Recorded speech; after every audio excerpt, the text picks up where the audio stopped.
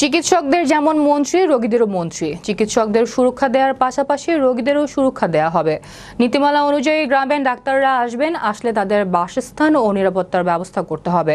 কোনো রোগীর প্রতি কোনো চিকিৎসক অবহেলা করলে তার ব্যাপারে ব্যবস্থা নেওয়া হবে বলে জানান স্বাস্থ্যমন্ত্রী ডাক্তার সামন্তলাল সেন।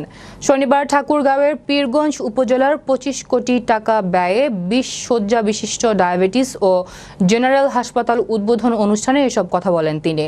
এ সময় উদ্বোধন অনুষ্ঠানে আরও উপস্থিত ছিলেন ঠাকুরগাঁও 3 আসনের সংসদ সদস্য হাফিজ উদ্দিন আহমেদ, স্বাস্থ্য ও পরিবার কল্যাণ অধিদপ্তরের সচিব জাহাঙ্গীর আলম, স্বাস্থ্য ও পরিবার কল্যাণ অধিদপ্তরের মহাপরিচালক অধ্যাপক doctor ABM Khurshid Alam, Bangladesh diabetic সমিতির সভাপতি ও জাতীয় অধ্যাপক AK আজাদ, ঠাকুরগাঁও জেলা প্রশাসক মাহবুবুর রহমান, পীরগঞ্জ পৌর মেয়র বীর মুক্তিযোদ্ধা ইকরামুল হক, উপজেলা আওয়ামী লীগ সাধারণ সম্পাদক রেজওয়ানুল হক বিপ্লব, ডায়াবেটিস হাসপাতালের প্রতিষ্ঠাতা ফয়জুল ইসলাম সহ আরও অনেকে।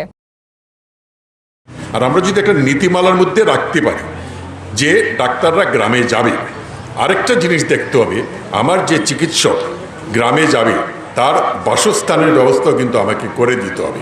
অনেক জায়গায় আছে ডাক্তারদের থাকার কোয়ার্টার ভালো নাই।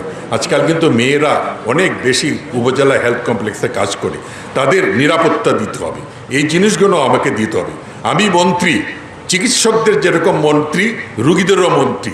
চিকিৎসকদের সুরক্ষা দিব, রুগীদেরকেও আমি সুরক্ষা দিব। রুগীদেরকে আমাকে দেখতে হবে। আমি কোনো দিনই কোনো রুগীর প্রতি কোনো অবহেলা, কোনো নেগলিজেন্সি আমি কোনোভাবেই এটা মেনে নিব না। আমি যদি কেউ অবহেলা করেন আমার চিকিৎসক ভাইরা, আমি ডেফিনেটলি তাদের ব্যবস্থা নিব। আমি অবহেলাকে কোনো দিনই মেনে নেব।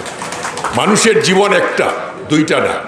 আমরা যদি কোনো কাগজে ফাইলে কোনো ভুল সই করি, আবার সংশোধন করা যায়, কিন্তু জীবন যদি চলে যায় আমার ভুলে, সেই জীবন আর কোনো দিন আসবে না। সুতরাং আমাকে সেই লক্ষ্যে কাজ করতে হবে।